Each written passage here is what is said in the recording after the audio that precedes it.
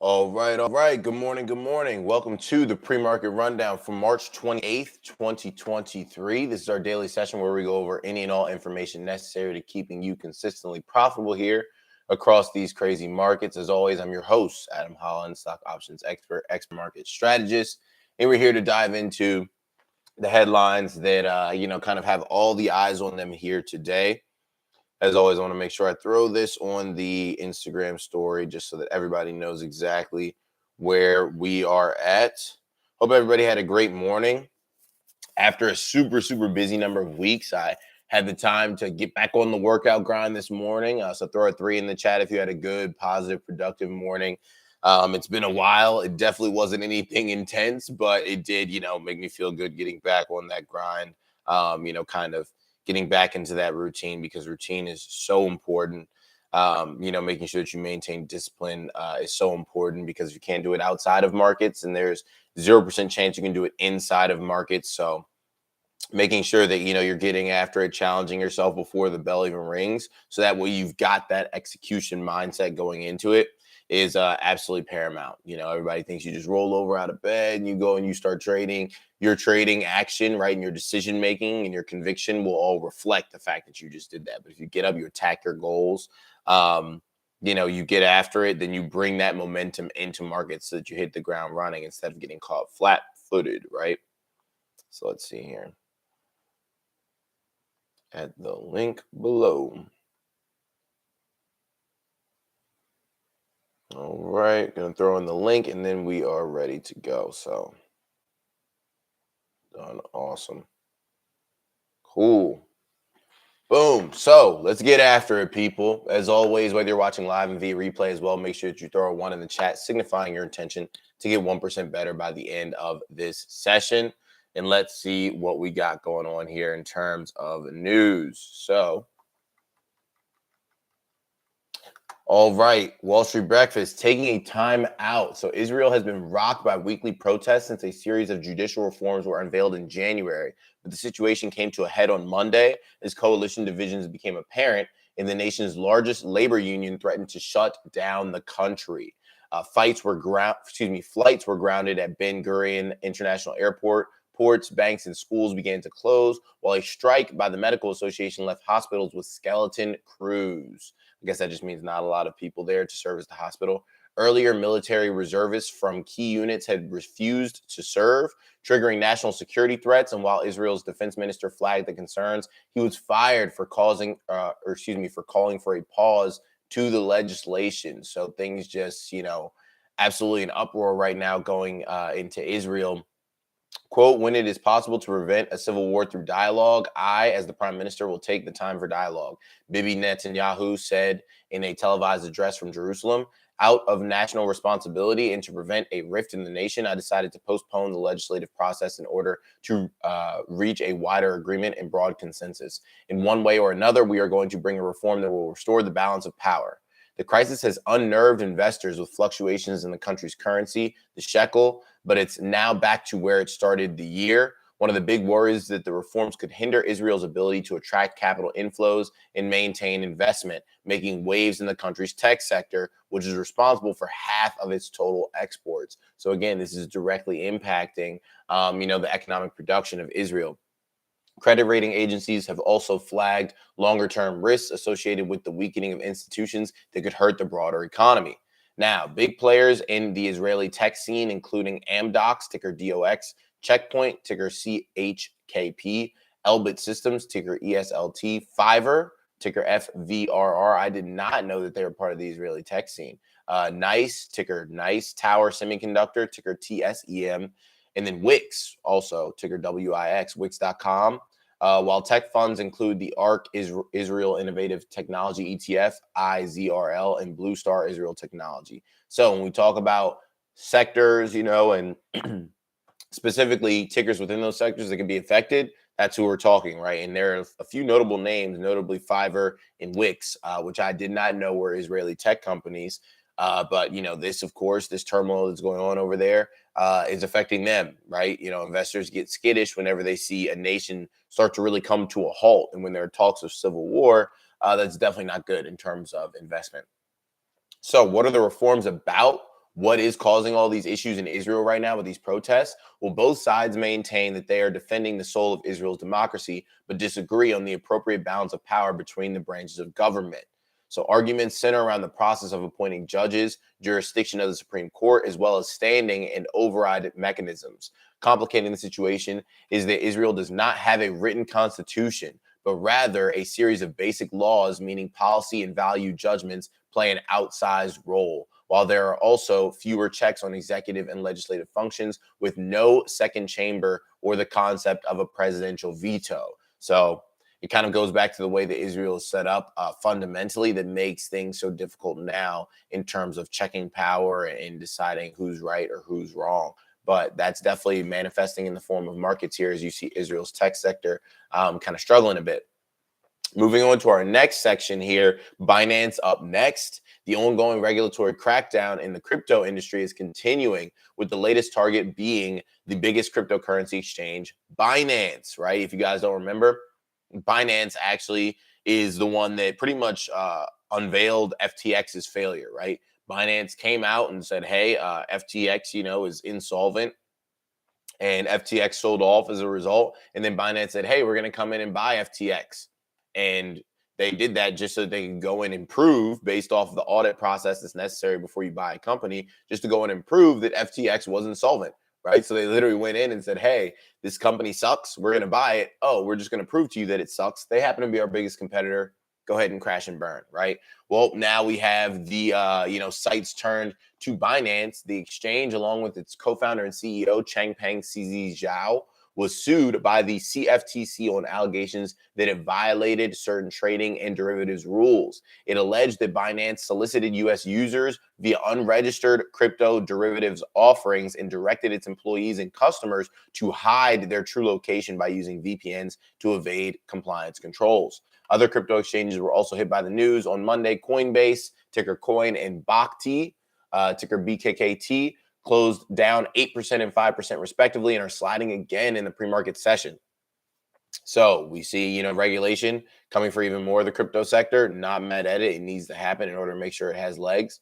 But that's affecting tickers that are heavily traded, right? Coinbase, right? Something that we did an amazing trade on Coinbase now, 2 weeks ago?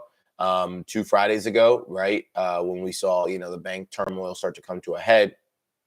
Coinbase was a trade that we leveraged. It did very well, right? 200% profit on Coinbase. In terms of minerals here, minerals has been something that we've been talking about. If you remember in the first challenge that I did last June, kind of just talking about lithium and all the different minerals that go into these electric vehicle batteries, right? And how those are going to be so important moving forward. So big investments in electric cars will require big purchases of critical minerals, with batteries making up anywhere from 25 to 50% of an EV's cost. So half the cost of an electric vehicle is the battery. That means it's even more crucial to secure supplies of lithium, cobalt, manganese, nickel, and graphite, especially as the Biden administration pursues a goal of phasing out the internal combustion engine with the Climate-Focused Inflation Reduction Act. A new deal announced in Washington is looking to change that, while negotiations are underway for a similar trade agreement. So overall, right, lithium is something that we talked about a lot, gave a number of lithium tickers. Might do a reel on that soon, diving deeper into that. But it just lets you know that, when you see all of, these announcements about this company is creating a mine in America and all that, we're really trying to move the, the sourcing and production of those minerals to the U.S. Why? Because of one of the big 8, right? Put an 8 in the chat for the big 8. One of the big 8, which is the death of globalization and the rise of protectionism. We have the end of, one country producing it and exporting it to another country. The supply chain has been so messed up for so long, and now we have international relations that are deteriorating to such important, to such I guess deep levels that people are just like, hey, I'm gonna make it myself, and if I can't make it myself, I'm gonna figure out how to make it myself. Because we're just in dire straits when it comes to, that whole globalization economy. Now it's, I do my own thing. I do everything for myself, and it is what it is. Now, in terms of most shorted stocks, as Wall Street approaches the end of the first quarter, crazy to think that we are literally already a quarter of the way through this year. Make sure you are doing what's necessary in order to affect the changes that you want to see in your life, because this year is already 25% over, right? In only a few days, which is absolutely insane to think about. But let's see here. As Wall Street approaches the end of the first quarter, the major U.S. equity averages are trading higher for 2023 so far, despite the turmoil caused by the bank crisis. Still, many traders have made large bets against a handful of well-known names, including Silvergate Capital, ticker SI, which has already lost nearly 90% of its value since the close of last year. Sheesh. Bed Bath & Beyond, ticker BBBY, and WeWork, ticker WE, also make up the list of the top 10 stocks with the current highest short interest stakes on Wall Street. In terms of today's markets, let's see here, pretty mixed bag across the board. This is as of like an hour and a half ago. In Asia, Japan up 0.2%, Hong Kong up 1.1, China down 0.2, India down 0.1. The footy in London up 0.2%, Paris up 0.3, Frankfurt up 0.2. The Dow up 0.1%, S&P flat, NASDAQ flat, crude oil up 0.5%, Bitcoin down 3.6% to around 27K. It looks like as of right now, SPY will not open flat, but will open down.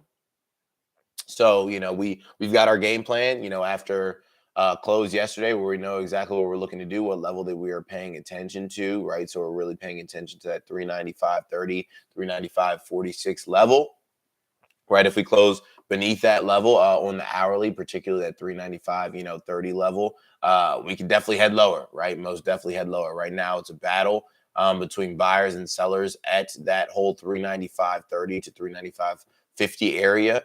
So we'll see which one ends up prevailing, or if it just ends up being a chop fest altogether. But that's what we'll have our eyes on today. Made a nice, 40% play yesterday. Make one good play a day, kind of go about the rest of your day. You're doing well, right? You don't got to break the bank each and every day. Just make a solid play and keep it pushing. In terms of today's economic calendar, we do get retail inventories, or we got those wholesale at 8:30 a.m., both of those. We do get consumer confidence at 10 a.m. That's something to keep an eye on. We have a member of the Fed, Barr, who's testifying on bank oversight on 10 a.m. So both of those things could come into play here in terms of, manifesting in the form of price action. So keep your eyes out at 10 a.m. We can see some, quick boop, boop, some volatility right at 10 a.m. And then we also have a member of the Fed who's testifying. So I'm sure that testimony will end up making headlines, and kind of being featured in a number of different places. So let's see here. Also, I don't know if I'm blurry or not. I want to make sure I'm not too blurry. But to close us out, we'll finish up here with our rapid fire bullet point rundown. So what else is happening? WSB survey results. More subscribers than not see financial system in order. First Republic, ticker FRC, rallies on rebound from bank turmoil slump. First Citizens, ticker FCNCA, ends Monday up 50% after SIVB purchase. That's weird because, again, normally when you purchase another company, your stock goes down because you had to overpay. But in this case, because it was a company that was in distress and they got a huge deal on it, they actually went up.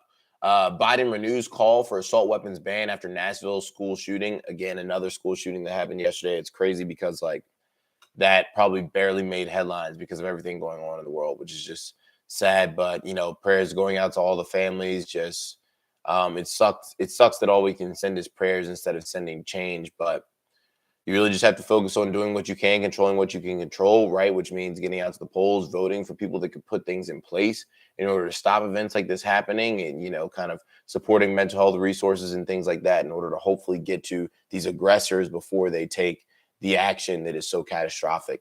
Activist Elliott will not nominate directors for Salesforce board. Salesforce's ticker is CRM. Berkshire hikes Occidental stake after new purchases. So again, Warren Buffett is still betting on oil, still betting on oil, still betting on oil. I think that is significant, right? I think that is very, very significant because oil has cooled off, but he sees a reason to continue to take new purchases, right? Again, not confessing anything, but is that reason war? Not sure. But gasoline obviously is very, very important when wartime kicks off and we're seeing rumblings, right? We're seeing happenings. This could be his preparation. Now, Lyft picks board member David Risher to be new CEO. Disney launches first of 3 job cutting rounds this week. So Disney joining, the job axing coalition. Alphabet, ticker Google, pushes for dismissal of DOJ antitrust suit over ad tech. And then Alibaba, ticker Baba, to break into 6 units, which may pursue individual IPOs. So Alibaba breaking into 6 units. We'll see kind of, what that correlates to or how that transpires overall, again, I still kind of feel the same way about Chinese companies. Super risky at this point to be involved with them because, you just don't know what you end up seeing, right? Overnight, you get whole sectors that are wiped out by regulation. So I just prefer to stick with good old American companies where I can wake up in the morning, and unless it's a regional bank, I know that more than likely that company's going to be there, right?